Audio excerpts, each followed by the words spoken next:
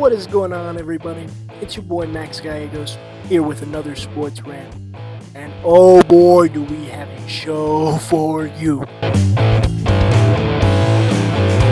So, the Oklahoma City Thunder are going to the NBA Finals. I thought Minnesota would put up a slight bit of a fight, but this was a bloodbath from tip to buzzer. It was kind of disgraceful for Anthony Edwards and Julius Randle to actually just not show up to the arena at all. I didn't see him there at all during the game. It was really disappointing. Jaden McDaniels also just decided just not to show up. A cone came in his place. That SGA was just driving by it constantly. And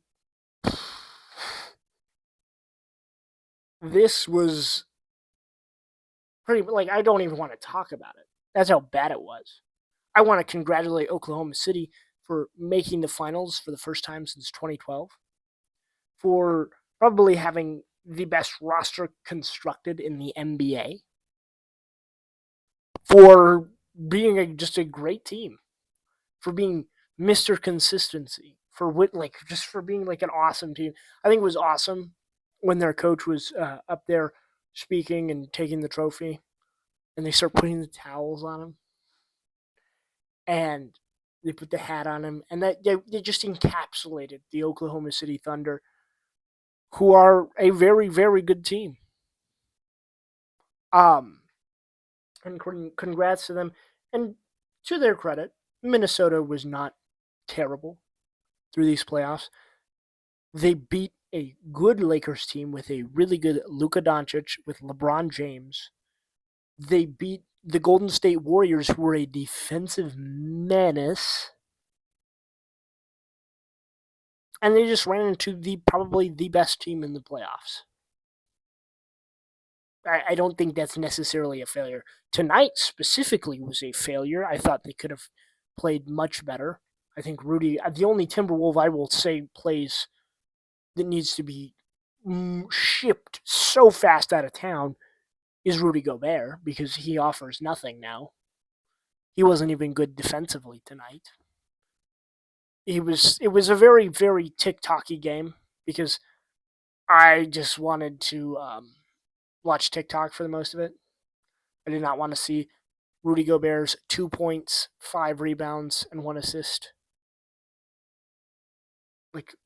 He's a starter? I don't know. He needs to be shipped out of there. He provides really nothing to that basketball team whatsoever. It was just kind of hasta la bye-bye. Alex Caruso's aura guarded Naz Reid at one point. Made him throw the ball off his shoe. Alex Caruso, you know what? That's who I'm going to sit here and glaze for a second. Alex Caruso made little white boys like me believe that we could play basketball. I am not a quarter what the athlete he is, but God, he is so intense. His defensive intensity. They were talking about it tonight when he was at Texas A&M.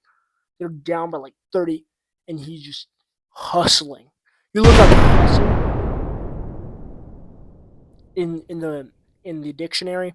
Alex Caruso makes a resounding appearance with his shiny bald head and his weird little headband that's kind of off center. He made me believe. And then I realized I'm 5'6" and 135 pounds. And I don't have a great basketball IQ, so we're kind of cooked in that department. But anyway, more like Alex Caruso, his defensive tenacity, his abilities. 4 steals. He had 2 of them in the first quarter, or almost the first quarter. He's just an all around great player, and he was guarding Ant. They were guarding Ant up and down the floor. It was cinema. It wasn't cinema. It was Cinnabon, because they were just eating.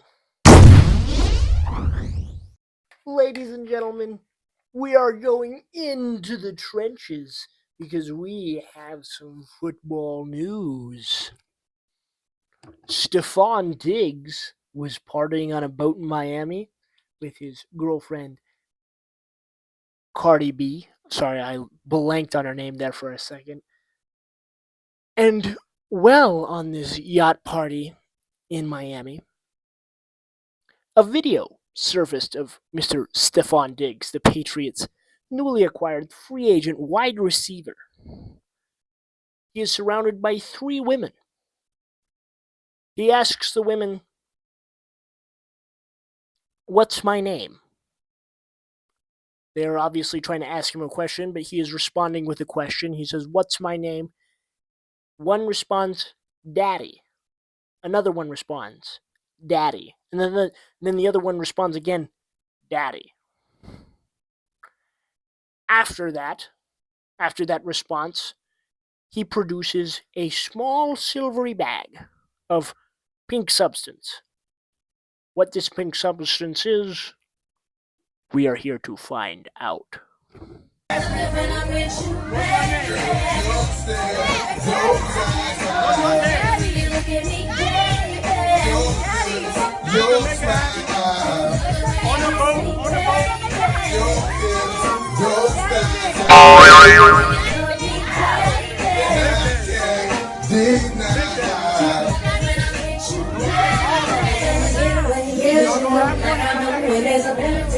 So as we see in the video, Stefon Diggs produces a Mylar bag of a pink substance. What this pink substance is, we do not know. It could be Pepto-Bismol. Maybe one of the girls had a stomach ache and they were like, "Please, Daddy, can we have some Pepto-Bismol? My tummy is not feeling so good." Or it could have been possibly what the DEA likes to call pink cocaine. Pink cocaine is a powdered mixture of substances which is dyed pink, may have a sweet smell, and typically produces mind-altering hallucinogenic effects. Pink cocaine has also been referred to as 2Z.